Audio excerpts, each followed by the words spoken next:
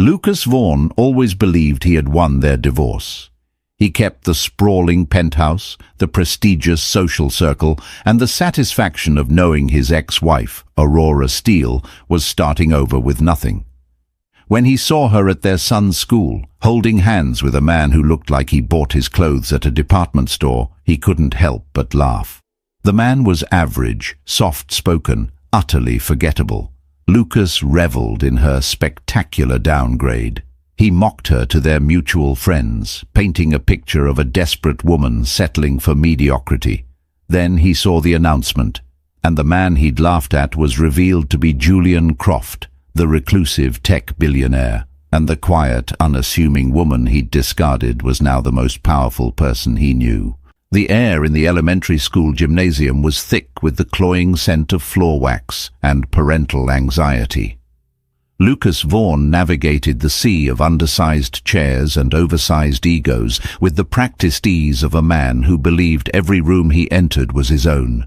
He was here for his son Leo, but a part of him, the part that still kept score, was here for Aurora. 2 years post-divorce, and the parent-teacher conference remained one of the few unavoidable battlegrounds where he could survey the wreckage of her new life and reassure himself of his victory. He spotted her near the art display, a vibrant collage of misshapen paper animals. She was wearing a simple navy blue dress that he didn't recognize, her auburn hair pulled back in a loose knot that was far too casual for her usual style. She looked fine.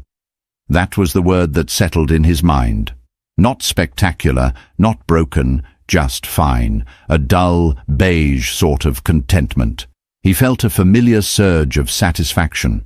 He, on the other hand, was wearing a tailored Italian suit, the fabric whispering of his success with every step. He was thriving, a fact he made sure was well documented on every social media platform. As he approached, he saw she wasn't alone. Standing beside her was a man of such profound averageness that Lucas almost felt a pang of pity for him. He was of medium height and medium build, with a kind, forgettable face and a brown sweater that looked offensively comfortable. His posture was relaxed, his hands tucked into the pockets of his sensible trousers. He was listening to Aurora with a focused intensity, a small, genuine smile playing on his lips. This, Lucas surmised with a sneer he barely concealed, must be the new boyfriend, the replacement. "Aurora," Lucas said, his voice a smooth baritone that had charmed boardrooms and silenced arguments. He watched the man's smile falter as he turned. Aurora's back stiffened for a fraction of a second before she composed herself. "Lucas, I didn't see you come in." Her gaze was steady, but he knew her tells. The slight tightening around her eyes, the way she subtly angled her body away from him. "Wouldn't miss it," he said, his eyes flicking dismissively over the man beside her. "Leo's teacher is expecting us." "Lucas, this is Julian," Aurora said, her tone even. "Julian, this is Lucas." Julian extended a hand. "Nice to meet you." His handshake was firm, but unremarkable. There was no challenge in his eyes, no attempt to size Lucas up. It was disarming. Lucas preferred a fight, a clear hierarchy. This man seemed to exist outside of it, a civilian wandering onto a battlefield. "You too," Lucas lied, letting his gaze drift back to the children's artwork. "Interesting stuff. Leo's showing some creative flair." He gestured vaguely at a lopsided clay dinosaur. He knew it was a dig. He'd always criticized Aurora for encouraging Leo's impractical artistic side over sports or math club. "He gets it from his mom," Julian said warmly, his eyes finding Aurora's. "She's an incredible painter." Lucas almost laughed. Aurora hadn't painted in years. In the last half-decade of their marriage, her canvases had gathered dust in the attic of their sterile, architect-designed home. He'd told her it was a messy, unprofitable hobby. He saw it as a relic of the free-spirited girl he'd married, a girl he'd meticulously molded into the polished wife of a rising corporate star. "A hidden talent," Lucas murmured, the sarcasm a venomous undercurrent. He saw the flicker of hurt in Aurora's eyes, and the scoreboard in his head lit up. Vaughan, 1. Replacement, 0. The conference with Mrs. Davison was a blur of practiced platitudes. Leo was bright, but a bit of a dreamer. He excelled in creative subjects, but needed to apply himself more in math. The usual. Lucas sat with his back ramrod straight, making a show of taking notes on his phone, while Julian sat quietly beside Aurora, his hand resting gently on the back of her chair. It was a small, proprietary gesture, and it irritated Lucas more than he cared to admit. He found himself watching the man's hands. They were clean and neat, but the nails weren't manicured. This was a man who probably fixed his own leaky faucets, a man who didn't understand the value of outsourcing life's tedious details. As they walked out, Lucas fell into step beside Aurora, deliberately creating a wedge between her and Julian. "So," he began, keeping his voice low, "things seem to be going well for you." "They are," she said, her voice clipped. She refused to look at him. "He seems nice," Lucas said, loading the word with all the condescension he could muster. "Very stable, dependable. Is he in accounting, or maybe IT?" He was guessing, of course, but they were suitably bland professions. "He's a software developer," she replied, her chin held high. "Ah," Lucas nodded sagely. "Good for him. A solid 9 to 5 kind of guy. I'm happy for you, Aurora. Truly, it's good that you've found someone who fits your new circumstances." The insult landed, a perfectly aimed dart. He was reminding her of her reduced state, the modest 2-bedroom apartment she now rented, the second-hand car she drove. He was reminding her of the life she'd lost, the life he still lived. She finally stopped and turned to face him, her eyes flashing with a fire he hadn't seen in years. "My circumstances have never been better, Lucas. You wouldn't understand." Julian had caught up to them, his expression unreadable. He simply placed a calming hand on Aurora's arm. "Ready to go?" he asked her softly, completely ignoring Lucas. The dismissal was more infuriating than any insult. As they walked away, Lucas saw Julian lean down and whisper something in Aurora's ear, making her laugh. It was a real, unburdened laugh, the kind he hadn't heard from her since their first year of marriage. He stood frozen in the hallway, the smell of floor wax suddenly suffocating. He had the penthouse, the suits, the victory. So why did the sound of her laughter feel like a loss? He shook the feeling away. She was settling. She had to be. And he, Lucas Vaughan, would never, ever settle. The drive away from the school was quiet. Aurora stared out the passenger window, watching the manicured lawns of her old neighborhood blur into the more varied, less perfect landscape of her new one. Lucas's words still echoed in her ears, each syllable a tiny, sharp-edged stone. Nice, stable, fits your new circumstances. He wielded condescension like a surgeon's scalpel, making precise cuts he knew would bleed for hours. For a moment, the old anxiety threatened to surface, the familiar, suffocating feeling of not being enough, the desperate need for his approval that had defined her for 12 years. She had spent a decade shrinking herself to fit into the sleek, minimalist architecture of his life, sanding down her own vibrant, messy edges until she was as smooth and cold as the marble countertops in their kitchen. He called her hobby a mess. He called her friends unsophisticated. He called her dreams impractical. Eventually, she had simply stopped dreaming. "You okay?" Julian's voice, calm and steady, broke through the noise in her head. His hand left the gear shift and covered hers where it rested on the center console. His touch wasn't electric or possessive. It was just warm, grounding. She turned to look at him, really look at him. In the soft afternoon light, the lines around his eyes were more pronounced. They were kind eyes, she thought. They didn't assess or calculate, they simply saw. He wasn't handsome in the chiseled, predatory way Lucas was. Julian's appeal was quieter, more substantial. It was in the way he listened, the way his brow furrowed when he was concentrating, the way he remembered that she liked her coffee with exactly 1.5 sugars. "I'm fine," she said, and was surprised to find it was true. The sting was there, but it was fading faster than it used to. "He's just Lucas." "He's an ass," Julian stated simply, without malice. It was a diagnosis, not an insult. "Does he always talk to you like that?" Aurora let out a short, humorless laugh. "That was him being civil. You should have heard him during the deposition." She squeezed his hand. "Thank you for coming today. You didn't have to." "Of course I did," he said, turning onto her street. "Leo's a great kid. I wanted to be there, and I wanted to be there for you." He paused, glancing at her.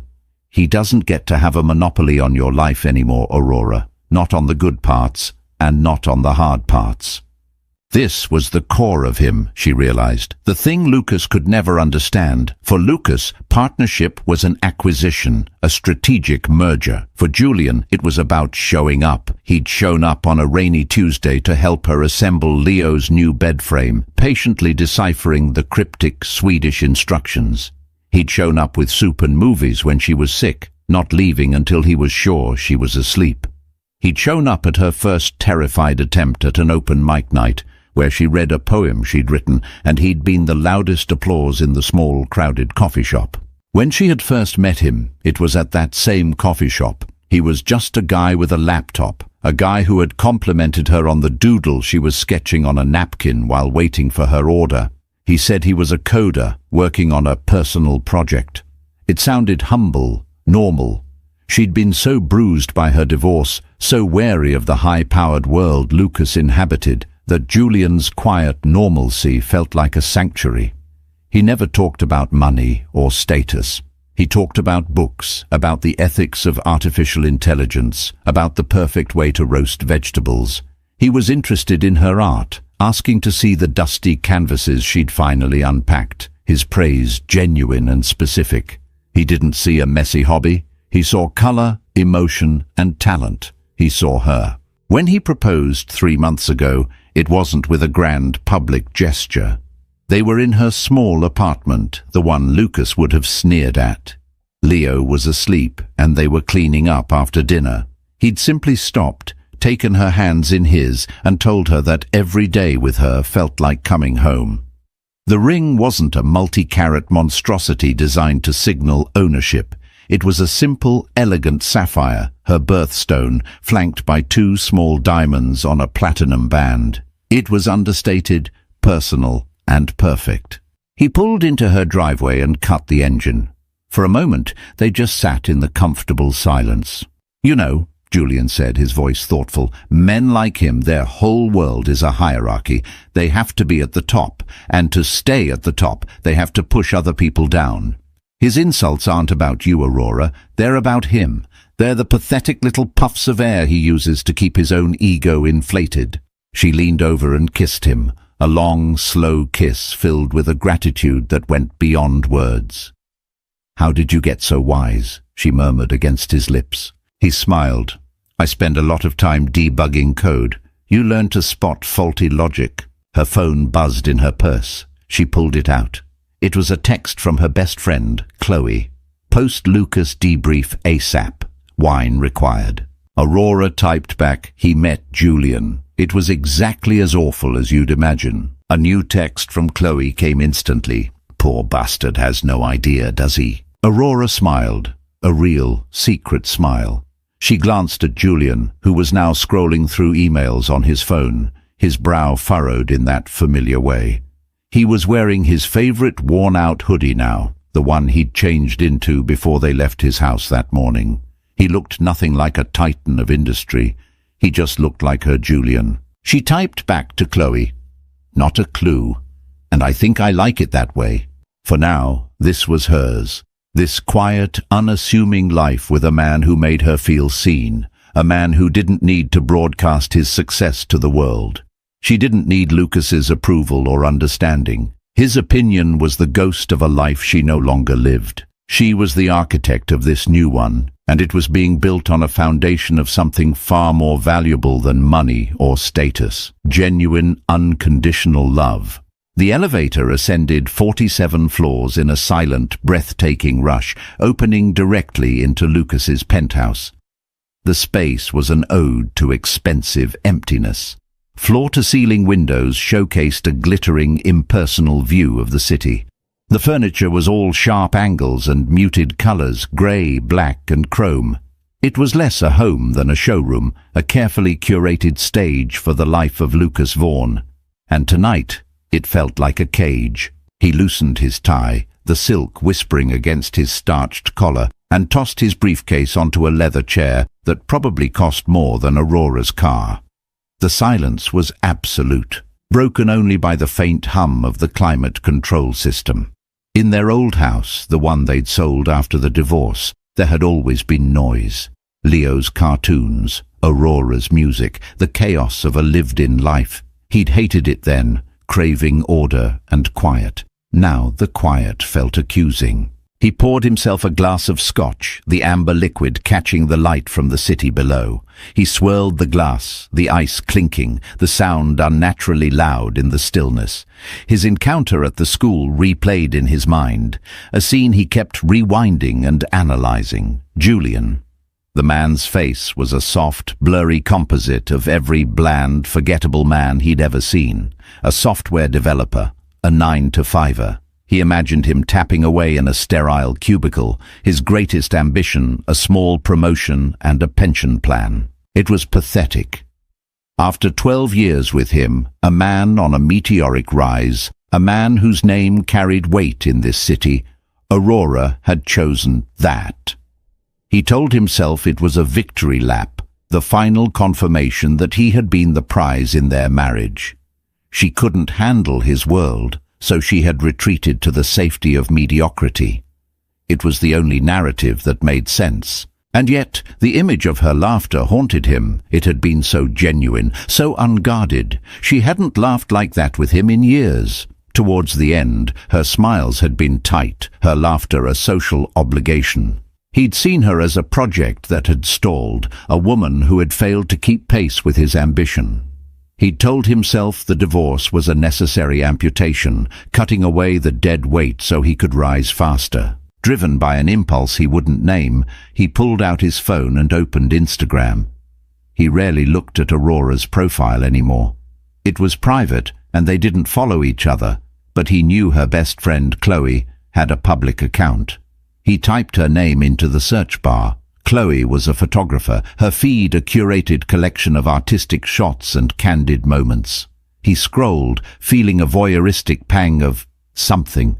He wasn't sure what. He scrolled past photos of landscapes, of Chloe's dog, of artfully arranged lattes, and then he found it. A group shot from a few weeks ago, taken at a backyard barbecue. There was Aurora holding a glass of wine, smiling at the camera, and next to her, with his arms slung casually around her shoulders, was Julian. He was wearing a ridiculously normal faded t-shirt and a baseball cap, but it wasn't the man that caught Lucas's eye. It was Aurora's left hand, the one holding the wine glass. On her finger was a ring. It wasn't a gaudy diamond like the one he'd given her. This was different. A deep blue stone, elegant and understated, that seemed to absorb the light around it. It was an engagement ring. The realization hit him not with a bang, but with a slow, sinking feeling. She was engaged to be married to the human equivalent of a beige sedan.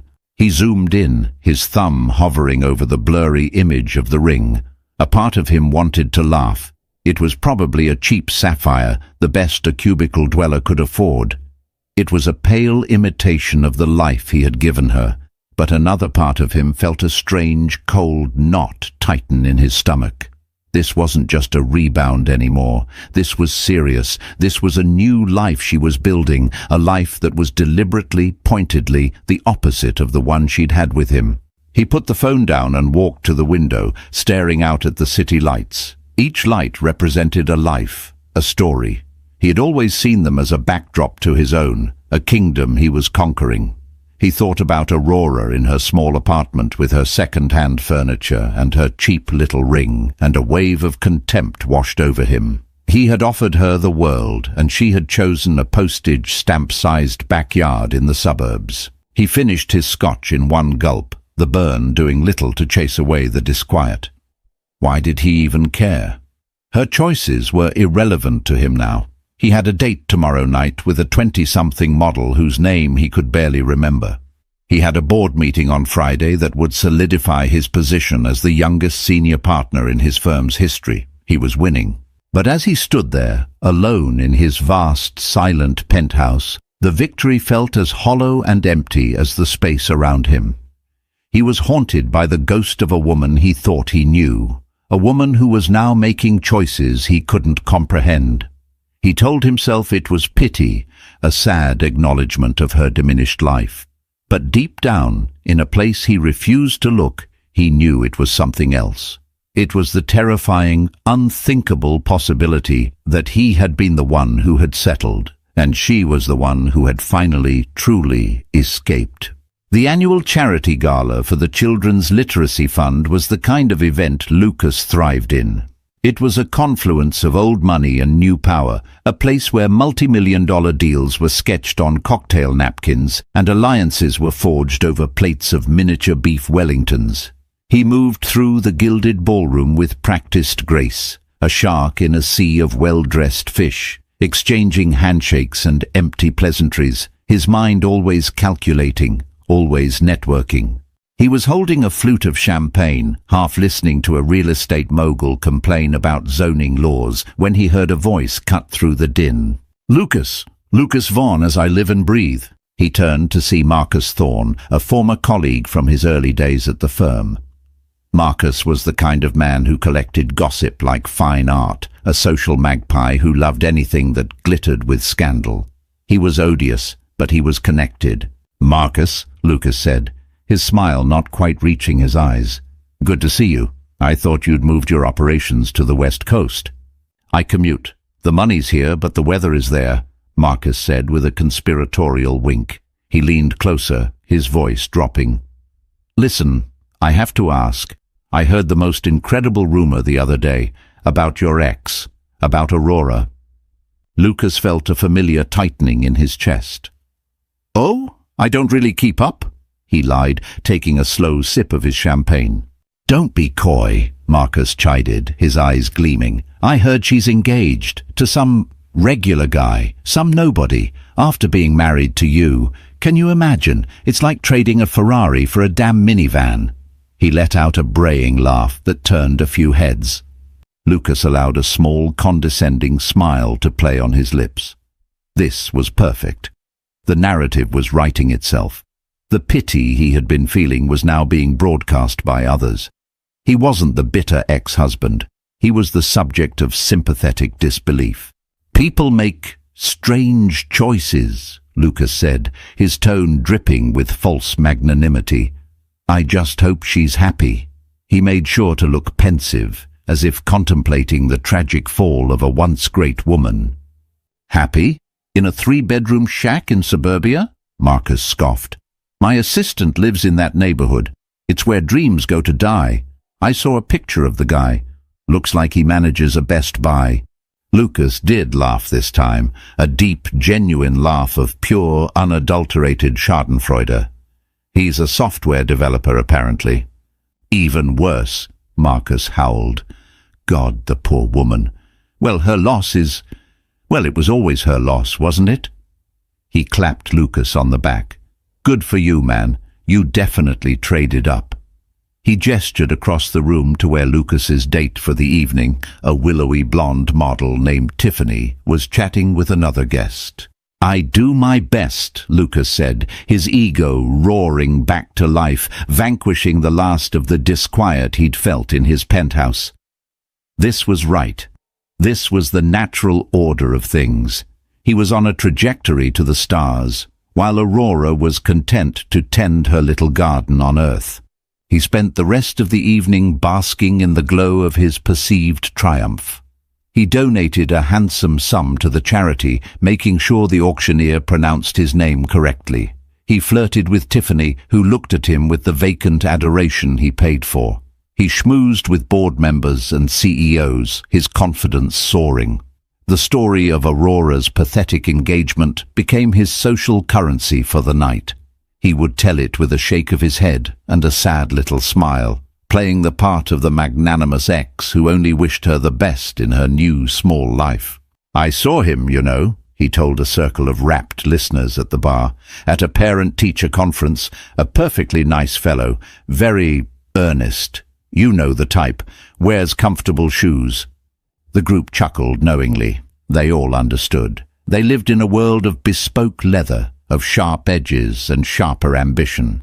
Comfortable shoes was a death sentence. "I'm just glad she found someone," he concluded, the final perfect nail in the coffin of her reputation. "Everyone deserves a little happiness, no matter how modest."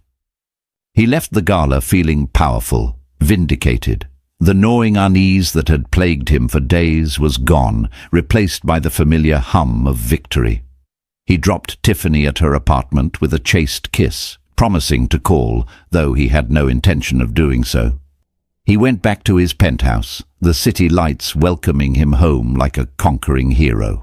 He poured a celebratory scotch and stood at the window, looking down at the glittering expanse. He thought of Aurora and her software developer, probably watching Netflix in their drab little house, and he felt nothing but a profound, satisfying pity. He raised his glass to the window, a silent toast to his own magnificent life and to her spectacular, inevitable decline. He had won. He had unequivocally, absolutely won. The thought was so comforting, so reassuring, that he failed to notice the deep foundational crack that was spreading just beneath the surface of his perfectly constructed world. He was so busy looking down on her, he never thought to look up at where she was actually going. The week after the gala was one of Lucas's best. The story of Aurora's engagement to the Best Buy manager had rippled through their old social circle, solidifying his image as the one who had emerged victorious from the divorce. He received sympathetic texts and knowing looks at the club. His narrative was set in stone. He was the magnanimous ex, and she was the tragic figure, a cautionary tale of a woman who flew too close to the sun and then fell, settling for a life in the shadows. He was so confident in this version of reality that he became careless. He was having lunch with mutual acquaintances, a couple named the Bradfords, who had always been more his friends than hers. "I feel for her, I really do," Lucas said, swirling the wine in his glass. "After the life we had, I imagine it's a difficult adjustment." Eleanor Bradford, a woman whose face was a testament to the art of subtle plastic surgery, nodded sympathetically. "It must be, and an engagement so soon. It smacks of desperation, doesn't it?" "I wouldn't say desperate," Lucas demurred, playing his part to perfection. "Perhaps just lonely. The fellow seems decent enough, harmless. I suppose that's what she needs right now." He let the implication hang in the air that Aurora was a wounded bird, and Julian was the drab, sturdy branch she had landed on, incapable of ever helping her fly again. He knew the Bradfords would report his words, almost verbatim, back into the social ether. That was the point. He was reinforcing the story, adding another layer of varnish to his public persona. He was no longer just the winner. He was the compassionate, understanding winner. It was a masterpiece of personal branding. What he didn't count on was Chloe. Chloe, Aurora's fiercely loyal best friend, was the one person who had never bought into the myth of Lucas Vaughn. She saw him not as a titan of industry, but as a petty, insecure man who had systematically tried to extinguish her friend's light. When she heard from a frantic Aurora what the Bradfords had been saying, what Lucas had been saying, she didn't get angry. She got strategic. A few days later, Lucas received an email. The subject line was simply, "A correction."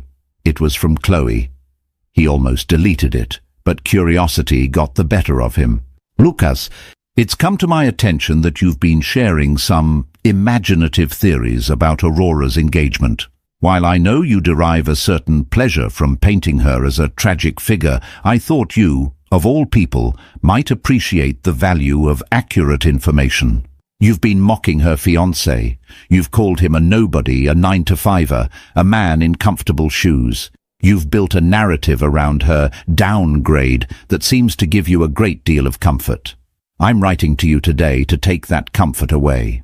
I'm sure a man of your stature is familiar with the name Julian Croft.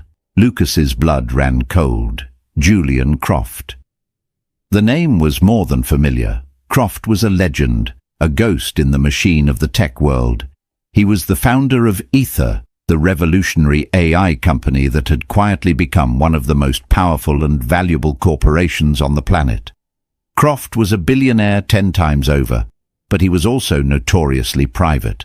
There were only a handful of authenticated photos of him in existence, most of them grainy images from his university days a decade ago. He never gave interviews, never attended public events. He was a myth, a whisper in the boardrooms Lucas so desperately wanted to dominate. His hands began to shake as he continued reading. You met him at the parent-teacher conference, Lucas. You shook his hand. You patronized him to his face. The man you dismissed as an IT drone, the man whose life you pitied, is one of the most brilliant and influential minds of our generation. They're not getting married in a backyard. They're getting married on Croft's private island in the Grenadines. The cheap little ring you've no doubt been sneering at is a flawless, cornflower blue sapphire from a mine that has been defunct for 50 years. It's priceless. Aurora isn't settling. She isn't desperate. She has found a man who values her for who she is, not for what she can do for his image. A man who encourages her art, who loves her son, and who just so happens to have built an empire from the ground up. So please, continue telling your sad little stories. Continue laughing about the minivan she chose over your Ferrari. Because while you're polishing your trophies and admiring your reflection, she is building a life you can't even begin to comprehend. She is happy, genuinely, incandescently happy. And the funniest part, Lucas, the part I think you'll truly appreciate, she never wanted you to know. She was actually trying to protect you. She knew your ego was more fragile than a robin's egg, and she knew this truth would shatter it. She felt sorry for you. Consider this my wedding gift to her. The truth. Have a nice day, Chloe. Lucas dropped his phone on the desk. The sound echoed in the cavernous silence of his office. He felt a wave of nausea so intense he had to grip the edge of his desk to keep from falling. It couldn't be true. It was a lie, a vicious, elaborate prank. He scrambled for his laptop, his fingers fumbling on the keyboard. He typed Julian Croft into the search engine. The usual articles appeared. Profiles of Ether, speculation about its founder, the same old grainy photos. Then he remembered Chloe's Instagram. He pulled it up, his heart hammering against his ribs. He found the barbecue photo again, the one with Aurora and the man in the baseball cap. He zoomed in, his eyes straining to see the face under the brim. Then he opened another tab and searched for Ether Company retreat photos. A tech blog had done a piece on the company's famously relaxed culture a year ago. He scrolled through pictures of employees hiking, kayaking, and there it was, a group shot around a campfire.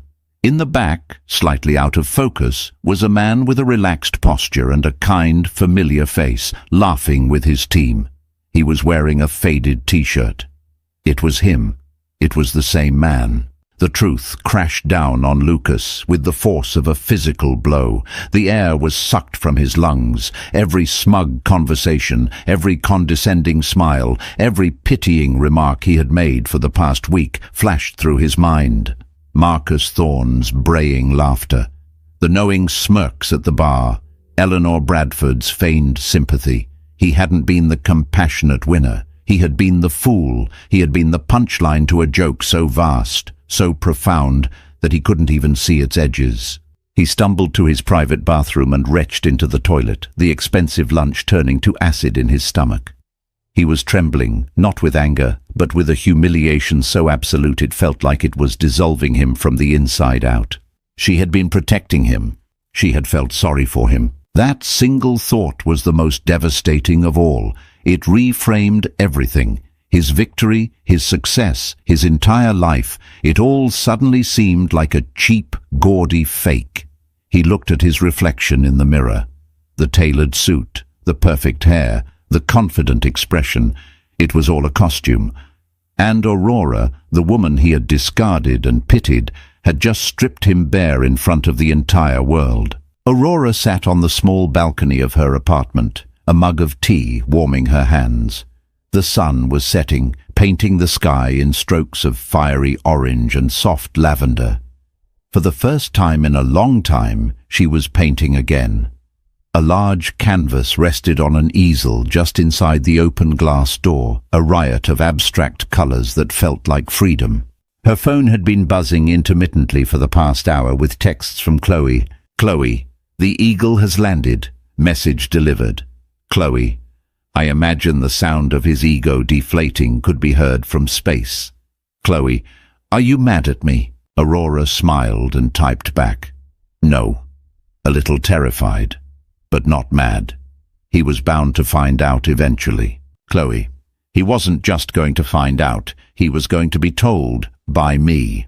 Consider it my service to womankind. You deserve to be happy without his shadow looming over you. Chloe was right. For months, Aurora had walked on eggshells, carefully managing the information she shared, curating her own happiness so it wouldn't upset the delicate balance of Lucas's ego. It was an old, ingrained habit from their marriage, anticipating his moods, managing his insecurities, making herself smaller to make him feel big. She had asked Julian to stay in the background, to let her handle the parent-teacher conference alone, but he had insisted on coming. I'm not a secret, Aurora, he'd said gently, and you have nothing to be ashamed of. She hadn't been ashamed. She had been afraid.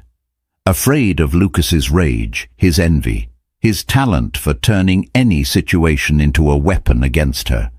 So she had let him believe what he wanted. She had let him see Julian as a simple, unassuming man, because that version of the story kept her safe. It kept him at a distance, wrapped in his cloak of superiority. The sound of a key in the lock brought her back to the present. Julian came in carrying a bag of groceries. He was wearing his usual uniform of a soft t-shirt and jeans. He dropped the bag on the counter and came straight to the balcony, bending down to kiss her. Hey, he said, his eyes scanning her face. You seem pensive. Chloe sent the email, she said, her voice quiet. Julian absorbed this for a moment, then nodded slowly. Okay. And how do you feel about that? I feel light, she admitted, surprised by the truth of the word. Like I've been holding my breath for 2 years, and I can finally exhale. She looked at him, at his calm, steady presence. Weren't you ever angry? About the way he treated you? The way I asked you to hide? He pulled a chair over and sat beside her, taking her hand. I wasn't angry at you. I understood why you did it. You were surviving. As for him, it was hard not to laugh, honestly. He was like a peacock trying to intimidate a badger, all flash and feathers, completely unaware that the badger has a whole network of tunnels he can't even see. He smiled. My world is built on code, Aurora, on logic, and his behavior is the most illogical thing I've ever seen. He had this incredible, rare, complex variable, you, and he kept trying to force you into a simple binary function, yes or no, good or bad, success or failure. He never once stopped to appreciate the infinite possibilities you actually contained. Tears pricked her eyes. This was what Lucas had never understood. He had seen her as an accessory, an asset whose value was tied to his own. Julian saw her as a universe. She struggled to find the words. I spent so long believing his version of me, that I was difficult, that my art was frivolous, that I wasn't ambitious enough. When I left, I felt like nothing. You were never nothing, he said fiercely, his grip on her hand tightening. You were a masterpiece locked in a vault, and he was the clueless security guard who didn't even know what he was protecting. All I did was help you find the key. She thought about the past year, the slow, painstaking process of rebuilding her life. It wasn't about the money or the security Julian offered, though those things were undeniably comforting. It was about the emotional safety he provided. He had created a space where she could be herself, messy and imperfect and real.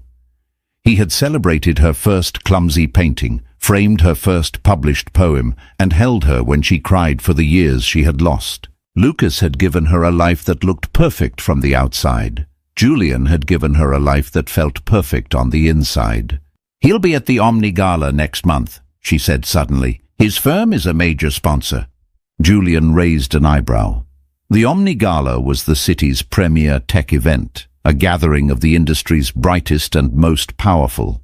It was the one event Julian, as the head of Ether, was always pressured to attend.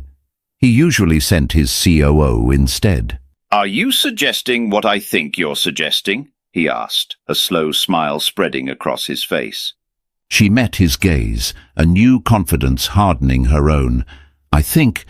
I'm tired of hiding. I think it's time the clueless security guard gets a look at the masterpiece he let go." It wasn't about revenge, not really. It was about closure. It was about stepping out of the shadows for good, not as Lucas Vaughn's diminished ex-wife, but as Aurora Steele, a woman who had finally, completely reclaimed her own story. And she would do it on her own terms, standing beside the man who had shown her what it meant to be truly valued. The thought no longer terrified her. It thrilled her. The Omni Gala was a symphony of orchestrated power. Held in the city's modern art museum, the event was a glittering spectacle of glass, steel, and ambition. Tech titans mingled with venture capitalists, their conversations a low hum of disruption and nine-figure valuations. Lucas Vaughn moved through the crowd with a predator's focus, but for the first time in his life, he felt like prey. Ever since Chloe's email, his world had tilted on its axis. He'd been in a state of low-grade panic, a cold dread coiling in his gut. He'd become a ghost at his own firm, his usual sharp confidence replaced by a haunted, distracted air. He saw pity and derision in every glance, heard mockery in every snippet of conversation. His carefully crafted narrative had been obliterated, and he didn't know how to rebuild it. He had hoped, prayed, that it wouldn't become public knowledge, but the story was too good, too deliciously ironic. He could feel it spreading, a poison seeping into the foundations of his reputation. He came tonight out of a desperate need to project normalcy, to show the world that he was unfazed, that he was still Lucas Vaughn, the man at the top. He was nursing a glass of whiskey, trying to look engaged in a conversation about blockchain, when a subtle shift occurred in the room. A wave of whispers, a turning of heads, a sudden focusing of energy toward the grand entrance. It was the kind of silent, magnetic pull that only happened when true power entered a room. Lucas turned and his blood froze. There, standing under the museum's grand rotunda, was Aurora. She was wearing a floor-length gown of emerald green silk that seemed to shimmer with a light of its own. Her auburn hair was styled in elegant waves, and the sapphire on her finger caught the light, casting tiny blue stars onto her skin. She was breathtaking. This was not the muted, tired woman from the parent-teacher conference. This was not the wife he had molded and then discarded. This was a version of Aurora he had never seen before, radiant, confident, and utterly self-possessed. And beside her, his hand resting in the small of her back, was him, Julian. He was wearing a perfectly tailored dark suit, but he wore it with the same casual indifference as his faded T-shirts. He looked relaxed, completely at ease, yet the entire room orbited around him. CEOs and investors who wouldn't have given Lucas the time of day were now subtly maneuvering for a chance to be in his line of sight. This was Julian Croft, not a myth, not a grainy photograph, a living, breathing man who was holding the hand of his ex-wife. Lucas felt 100 pairs of eyes on him. He could feel their thoughts, their pity, their amusement. Marcus Thorne was across the room, his jaw practically on the floor. The Bradfords were staring, their faces a mask of horrified fascination. He was the center of attention, not as a winner, but as a public fool. He had to do something. To retreat would be an admission of defeat. He had to face it, to control the narrative, what was left of it. Bolstered by a surge of desperate adrenaline, he began to walk toward them, his steps feeling both heavy and disconnected from his body. As he approached, a hush fell over their immediate vicinity. Julian saw him first. His expression didn't change, but his eyes, clear and intelligent, met Lucas's. There was no animosity in them, just a calm, unwavering acknowledgement. It was worse than hatred. It was indifference. Then Aurora turned. She looked at him, and the smile on her face didn't falter. There was no anger, no triumph, just a serene, almost sad acceptance. "Lucas," she said, her voice as smooth and cool as the silk of her dress. "Aurora," he managed, his own voice sounding thin and reedy to his ears. He glanced at Julian. "Mr. Croft, I don't think we were properly introduced." Julian's lips curved into a faint smile. "I think we were. You thought I was in IT. You were very happy for me. It was memorable." His tone was light, but the words were devastatingly precise. Lucas felt the blood rush to his face. He was drowning. "Look," he began, trying to salvage some shred of dignity. "I wanted to congratulate you both. I was surprised to hear the news." "Were you?" Aurora asked, her head tilted slightly. "Why?" "Because you decided I was only worthy of a life that you approved of. Because you couldn't imagine me finding happiness outside the narrow confines of the world you built for me." Her words were quiet, meant only for him, but they struck him with the force of a physical blow. He had no defense. She was right. He had been so blinded by his own ego that he had never truly seen her at all. He had seen a reflection of himself, a supporting character in his own grand story. He trailed off, the words dying in his throat. What could he say?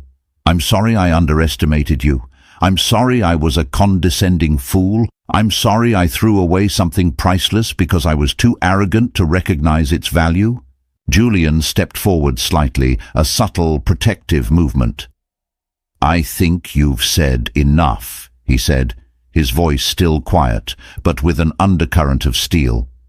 "Aurora and I are going to get a drink. It was an experience, seeing you again, Lucas." He took Aurora's hand, and together they turned and walked away, the crowd parting for them as if they were royalty. Lucas was left standing alone in their wake, a statue of his own humiliation. He watched them go, watched as the most powerful people in the room clamored to speak to them, to bask in their glow. He watched as Julian leaned down and whispered something in Aurora's ear, and he saw her laugh. It was the same laugh he had heard in the school hallway, but this time he understood it. It wasn't the sound of her settling for a lesser life, it was the sound of her victory. And in the bright, unforgiving light of the Omni Gala, Lucas Vaughan finally, painfully, understood that he hadn't just lost the divorce. He had lost everything that ever truly mattered. The drive home was a blur. Lucas didn't remember getting in his car or navigating the city streets. He found himself standing in his penthouse, the glittering cityscape mocking him with its brilliance. The silence he had once craved was now a roaring vacuum, amplifying the cacophony of his thoughts. He walked to the bar, his hand reaching for the scotch, but he stopped.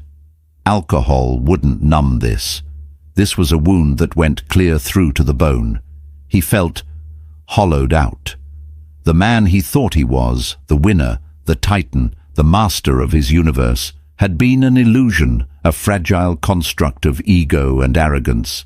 And tonight, that man had been publicly executed. He sank onto the cold leather sofa, the suit he'd worn with such pride now feeling like a clown's costume. He replayed the scene at the gala over and over.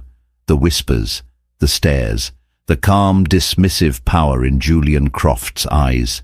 And worst of all, the serene pity in Aurora's. She hadn't hated him. She hadn't even been angry. She had simply outgrown him. She had moved on to a level of existence he hadn't even known was possible, while he was still playing the same petty games in his gilded cage. His entire perception of their marriage, their divorce, their lives, fractured and then crumbled into dust. He had told himself he'd left her because she couldn't keep up, because she was a dreamer who lacked his practical ambition. But the truth, in its agonizing clarity, now presented itself. He had been afraid of her. He remembered the early days, the vibrant, fearless girl who painted with such messy, joyful abandon. The woman who would debate philosophy with him until dawn, whose mind was as sharp and brilliant as his own. He had loved that woman, but she had also intimidated him. Her world was rich with color, emotion and passion, things he couldn't control, couldn't quantify on a balance sheet. And so he had begun the slow, methodical process of sanding her down. He hadn't called it that, of course. He'd called it helping her focus. He'd encouraged her to give up her frivolous hobbies to better support his career. He'd steered her away from her artistic, free-spirited friends and toward the polished, vapid wives of his colleagues. He had convinced her that his dreams were her dreams, that his success was her success. He had systematically dismantled the things that made her Aurora and tried to rebuild her as a perfect silent partner to Lucas Vaughn. He had succeeded for a while. She had become quieter, more subdued. The canvases gathered dust. The laughter faded. And when she had become the perfect, polished accessory he thought he wanted, he had grown bored of her. He had mistaken the light he had extinguished for a lack of fire. The divorce wasn't him cutting away dead weight. It was her, in a final, desperate act of self-preservation, escaping the slow asphyxiation of their marriage. She hadn't started with nothing. She had started with the most important thing of all, herself, the person he had tried so hard to bury. And Julian Croft. He hadn't found her. He had simply seen her. He had seen the masterpiece in the vault and had the wisdom to let her come out into the light. The thought was unbearable. A man who was wealthier, more powerful, and, he now admitted with a sickening lurch, a better man than he would ever be, was now living the life Lucas had been too blind and too stupid to appreciate. He got up and walked through the vast, empty penthouse. Every object, the minimalist art, the designer furniture, the gleaming surfaces, seemed to mock him. They were trophies from a game he had just realized he wasn't even playing. He had spent his life accumulating things, but he had never built anything of real value.